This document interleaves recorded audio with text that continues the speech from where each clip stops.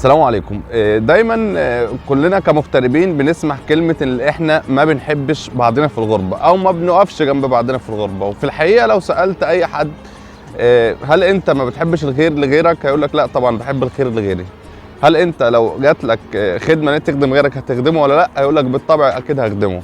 فكلنا عندنا الفكرة دي. والناحية التانية تلاقي الناس بتقول لك احنا ما بنحبش بعضنا في الغربة.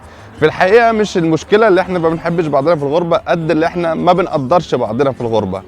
بمعنى انت مثلا لو رحت تخلص اي اوراق او اي حاجة من شخص في اي مكان، والشخص ده كان من ابن بلدك او من نفس جنسيتك مصري، فهتلاقي نفسك انت ما عندكش الاهمية الجامدة اللي انت تحترمه زي ما ممكن تحترم اي حد تاني ممكن يكون بيعمل لك نفس الخدمة اللي هو يعملها لك، عشان انت شايفها بتتعامل مع الموضوع بتعالي شويه، ان ازاي هو زيه وبتكون انت شايفها في حته تعالي شويه، فهي قله تقدير اللي قدامك. والمشكله دي نقدر نتخلص منها.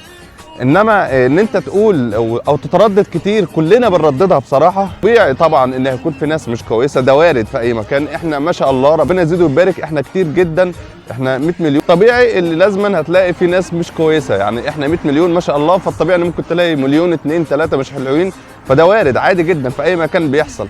انما ان احنا نردد دايما ان احنا ما بنحبش بعضنا في الغربه، انا شايفها مش كويسه. يعني انت ممكن تتعامل مع الموضوع ان انت لو شخص محترم وشخص بتحترم اللي قدامك وبتقدره وبتقدر الشغل اللي هو فيه، وبتضحك دايما معاه في طريقتك معاه، مبتسم معاه، فالطبيعي ان هو لازم يحترمك، ده اجباري عليه عشان يلاقي منك مردود كويس، فالطبيعي ان لازم يرد لك نفس المردود بالطريقه الكويسه. فالمشكله لو كل واحد فينا غير النقطه دي، اللي هو الفكره نفسها اللي مترسخه في كل دماغ واحد فينا ان احنا ما بنحبش بعضنا في الغربه، هتلاقي الموضوع بقى سهل جدا وبقى سلس جدا، والموضوع بقى عادي خالص ومش هتحسها.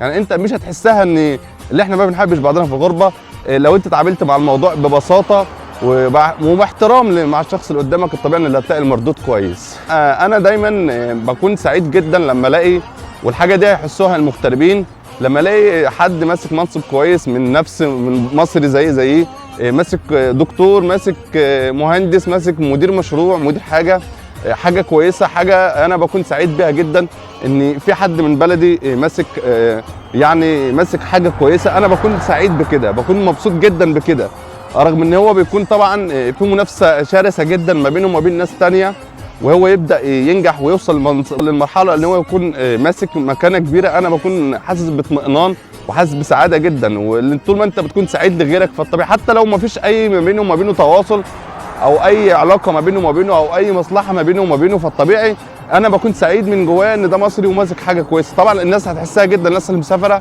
عشان الناس اللي في البلد في مصر الموضوع ده كتير جدا، دكاتره كتير ومهندسين كتير، فالحياه بالنسبه لهم عادي خالص، يعني الموضوع مش مختلف. انما لما تلاقي حد بارز قوي هنا وهو ابن بلدك مصري، فبتكون حاجه مخلياك سعيد جدا. فيا ريت نقدر بعضينا ونحترم بعضينا في اي مكان، ونغير فكره ان احنا ما بنحبش بعضنا في الغربه، عشان هي فكره غلط اصلا وفكره مش موجوده، بس احنا بنترددها كتير من غير ما نعرف معناها ايه او ايه المردود اللي خلاها بقت كتيره كده. حب الخير لبعضينا، احنا لازم نكون فخورون جدا باللي احنا فيه، احنا كتير جدا، وده يثبت ان احنا الحمد لله ناجحين في كل مكان وناجحين في دول كتير وموجودين في دول كتير، وبنكون من اكتر الجاليات في اماكن كتير فيها مهندسين وفيها دكاتره وفيها ناس كتيره حلوه. فده حاجه تثبت لك قد ايه ان احنا بجد ناجحين. لما بتكون مسافر بتكون سفير لبلدك، سفير للمكان اللي انت طالع منها، سفير لبلدك كلها، ان بيقولوا ده مصري، او المصريين مع بعضهم ما بيقولوش فلان ابن فلان. فاحنا كلنا سفره في اي مكان، افتخر ان انت مصري. واتمنى نغير فكره ان احنا ما بنحبش بعضنا، عشان احنا بجد بنحب بعضنا وبنقف جنب بعضنا في كل مكان. السلام عليكم واشوفكم على خير.